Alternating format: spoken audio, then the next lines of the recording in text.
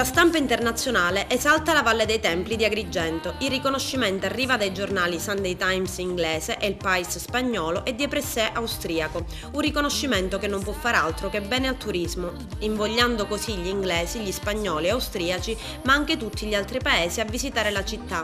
Il Sunday Times definisce i nostri templi i meglio custoditi al mondo, le spiagge spettacolari, e il Pais sottolinea la bellezza e la storicità della nostra terra, dove hanno lasciato la loro impronta greci, romani, cartaginesi, bizantini e francesi.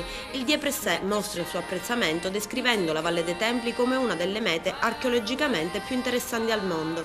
Soddisfatto il sindaco Marco Zambuto afferma: è un riconoscimento per Agrigento che vale oro, alla vigilia di una stagione turistica importante in un contesto di crisi generale. Segnalare la nostra città come meta assolutamente da non perdere ha un valore di traino inestimabile per il turismo.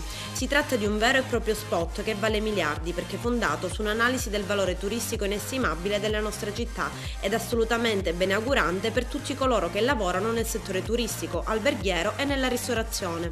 Ed in merito interviene anche Gaetano Pendolino, amministratore del distretto turistico Valle dei Templi, per il quale si tratta di un grande successo, il miglior riconoscimento rispetto al valore culturale delle risorse monumentali e paesaggistiche che poteva arrivare.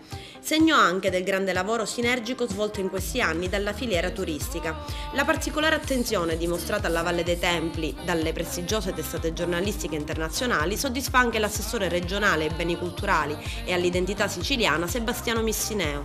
Questi articoli evidenzia Missineo ristabiliscono la verità e la misura e premiano la qualità e gli sforzi compiuti dalla regione e da tutto il personale che ogni giorno si prodiga per offrire il miglior servizio di fruizione possibile.